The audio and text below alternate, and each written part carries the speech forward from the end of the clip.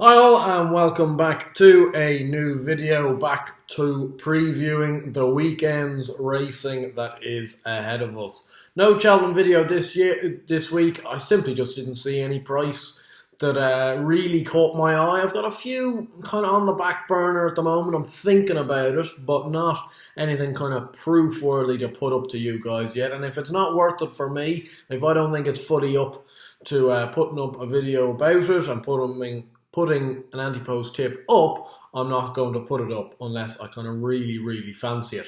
So instead, we move on to this weekend's racing, and this is where we could garner some Cheltenham Festival clues. To be honest, I'm just going to stick to the Fairy House Hatton's Great Hurdle Day on Sunday. There won't be any Ladbrokes Trophy previews or anything like that. To be honest, I think it's a dirt race this year. I don't think it's a good race. As for the racing at Fairy House on Sunday, I can't stress enough, if you can't get to a Grand National Day at Fairy House over Easter and stuff like that, this is the card you must try and get to. 3 Grade 1s, a Grade 3, 2 massive handicaps, and usually a pretty good standard bumper. Envoy winning the bumper on last year's card. It's a superb and informative day's racing, and I cannot wait to be there. I'll be at Fairy House myself, and hopefully I'll see a few of you guys there. Starting off by order, I suppose, in the 12:30 we have the Juvenile Hurdle, a Grade 3 race, which, to be honest, I've narrowed down to the 2 Joseph O'Brien runners because I think they're the key. We're recording this video on the Friday morning, so decks have just been put up, but for bar the Grade 1 races, prices aren't out, so I don't know what the prices are going to be like. I'd say these two could be tight enough though. A Wave of the Sea and Cerberus, who both met in a maiden hurdle, I'd say a month or two ago in Punchestown. And A Wave of the Sea was a heavy favourite that day. Cerberus a big outsider, but A Wave of the Sea just pipped them by a neck rallying gamely. Both have since won another race by a big margin over hurdles. Cerberus winning by 15 lengths, A Wave of the Sea by 19 lengths at Down Royal. And I do think A Wave of the Sea is the horse to beat here. I know that's probably not extremely original, but I just think this is a really good horse. And the really interesting thing is, since his last run, he has been purchased by JP McManus. He is now in JP's silks. Mark Walsh will take the ride for Joseph O'Brien. And I just think this could be a Triumph Hurdle horse in the making. I've seen this sort of stuff happen before. I was on the Champ.ie podcast a few weeks ago, and I put this up as kind of the one to take out of the Down Royal Festival, because I could see what they were doing. They were going to come to this race, and if he runs well or wins this race, they'll go to the Grade 2 at Leopardstown over Christmas, the Grade 1 at the Dublin Racing Festival, and then the Triumph Hurdle. That's obviously if the horse is up to that level. But if he is, this is Espoir Delen stuff. This is the route, the tried and tested route for these juvenile hurdles, and JP is enjoying juvenile hurdlers recently. He obviously usually has a few with Joseph, and this is an interesting purchase and is fancied to take the 12:30.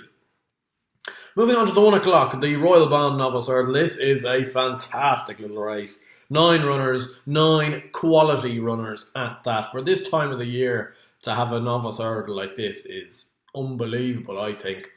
But I know people will try to throw stones, but I just cannot see how Envoy gets beat here. You know, I suppose if he is going to get beat, it will probably be over 2 miles, but I just can't see it. How good was he in his maiden hurdle? And it was rock solid form. I know he's 1 to 4. People think he's beaten trees, but Front View has won a maiden hurdle since, a good maiden hurdle down in Cork, and Entuka's just lost out in that pulsating finish at Navan last week. This is a really good maiden hurdle up at Down Royal, and he was absolutely flicking horses away. You look at the bumper form, he's beaten Abracadabras twice. He's beaten Midnight Run before. He's the only horse to have beaten Midnight Run so far in his career. I just think this horse is a sublime animal. If I'm being honest, I see him winning this, and I do see him going for the Supreme Novice Hurdle. I don't know why it is. I just have kind of Vator feels about this horse. He probably does need further, but why would you go further when you can win the Supreme? Because for me, the Supreme is a more prestigious race than winning the Ballymore. That's just a personal opinion. The only one I would put up as one that I think will place, and he could be a decent enough price each way, is Soviet Pimpernel. I've said a lot about him before. I do like him as a horse. I think he'll be double figure price, and I think he could go close. We have then the Drinmore Novices Chase. They just keep coming at us with brilliant, brilliant races. And it is Sam Crow, Fakir Duderies, Ronald Bump, Burrows Saint, Chef des Obeaux, and Tin Tangle. Tin Tangle is going to be a complete roughie for this race, and she's a mare of plenty of ability. Chef des Obeaux, a horse of plenty of ability. Burrows Saint, an Irish Grand National winner. But, once again, I am a bit of a hype train merchant. You guys probably know that by now. But Sam Crow is an excellent horse. On his day, like last year, people want to throw stones at it, pick holes in it. But he just wasn't right. Like if you didn't think he was right at Down Royal or Newcastle, or maybe you just thought he was getting beaten by better horses, the run at Leopardstown surely told you there just wasn't something right. Like Tombstone was ahead of him, Sharjah was ahead of him, Mellon was ahead of him. He's better than, well, he's certainly better than Tombstone. I don't know about the other horses long term. I would have thought he would be better than them. He was really impressive on his beginner's chase debut up at Down Royal. Jack Kennedy back in the saddle here, usual rider on board, and I do think I see him winning this race. I know he's giving £8 to Fakir Duderie, but I see him giving that £8 away and giving Fakir a beating. At the end of the day, Fakir Duderie will end up in the Arkle in my eyes. I think he could be this year's Laricheburg. He gets slightly outstayed in this race and comes second or third. They'll drop him to 2 miles over Christmas, and he could well win that Grade 1 on Stephen's Day at Leopardstown. The Porterstown Handicap Chase is a minefield of a race, which is what I absolutely love, but it is a minefield. And I've landed on 2 here, which I don't know. Again, I don't know what the prices will be, but I know I should be going to the grave for saying this. But I thought Killer Miller's run at Punchestown a few weeks ago was really taking over 2-6. He wasn't given a hard time whatsoever. He was just smuggled into the race and ran on very well near the end and ran a good race. And down at the bottom is a horse called Atherlow for Henry de Bromhead, who's banging in winners at the moment. Rachel Brackmore, you can't get anyone better than her in the saddle. I think this horse comes across as a bit of an early horse, hasn't quite put things together over fences, but these sort of long, extreme tests seem to be what he's crying out for, and I think both him and Killer Miller are fancy to give us decent enough shouts against the field. The Hatton's Grace Hurdle obviously has a fairly serious omission in terms of Benny de Jew not being there. To be honest, I never thought she was going to be there. I can't really see why everyone got so hyped up. I can see why people are trying to repay the faith with Applesjade. I get it, but I just can't back her after that run last time out and the end of last year. I know Fairy House is her track, but I just can't see it. Honeysuckle, I'm going to eat my words for saying this because she could be one of the greatest mares we've ever seen. But just she hasn't beaten anything. Like, people are getting so over the top. She beat Easy Game last time. Grade 3 horse at best. Last year, her big wins were Elfield and Eglantine de Soy, who are probably listed / Grade 3 mares. Before that, beat Western Victory and Tin Tangle, Grade 3 mares. Before that, at Thurles, beat Sassy Diva, a handicapper / maybe listed horse. Like, it's just nothing in the bag. Like, no actual substance to this form. Sunday is the time where she could prove it. She could prove to be far too good for these. I understand that. She's getting a mare's allowance. I get that. But these are proper Grade 1 animals she's running against. And for me, this is the first time she's ever run against Grade 1 horses. And I would be certainly taking a watching brief. It's a 6-runner race, so I feel bad putting up to, and I'm not really going to. I'm just going to give a mention to Bacardi's, because I think he does have a very good chance. I think he's being overlooked, because people thought he was a bit of a flash in the pan, but you could also look at it and say that was the sort of performance that you always thought McCarty's had, but didn't quite ever just get it right. But I think he's going to have a very lucrative season.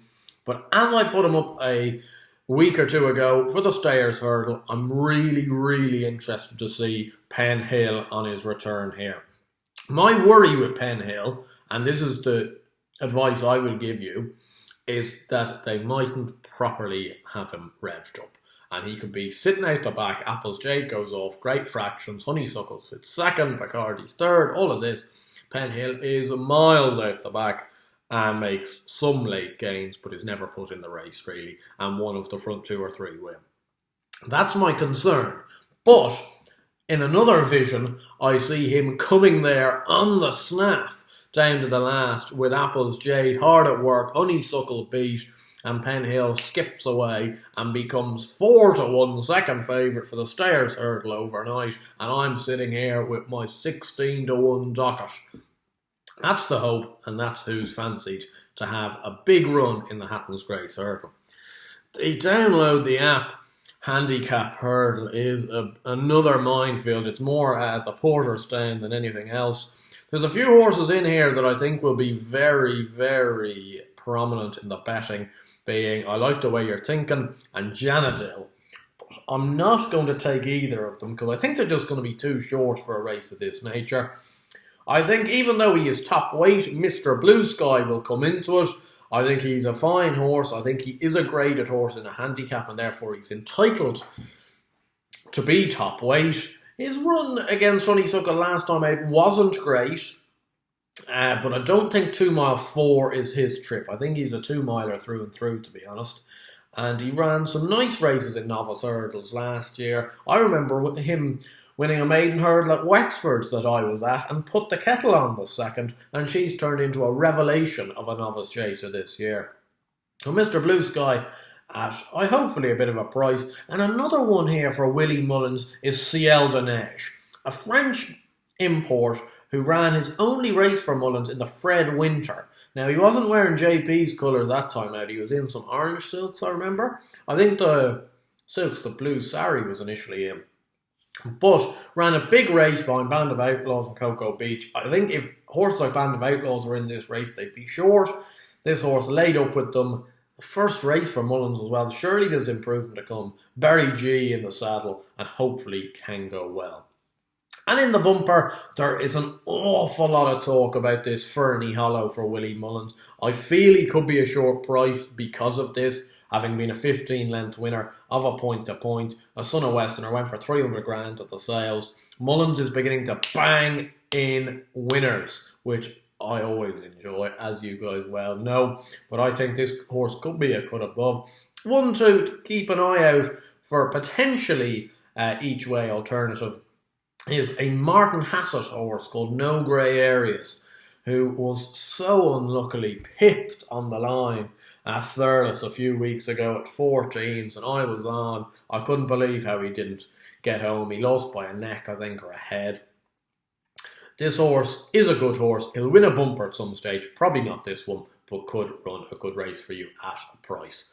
So that is my selections for this weekend's racing. The Hatton's Grace Hurdle Day at Ferryhouse on Sunday. As I say, I will be there, and I hope to see a fair few of you guys there as well. And hopefully we can catch up and back a few winners. If you did enjoy this video, please do give it a like and subscribe to the channel down below. As always, it means an awful lot to me, and discussion is always encouraged in the comments down below. Let me know who your banker is for Sunday. Is it Honeysuckle, Applesjade, Penn Hill, or will Sam Crow be the second coming?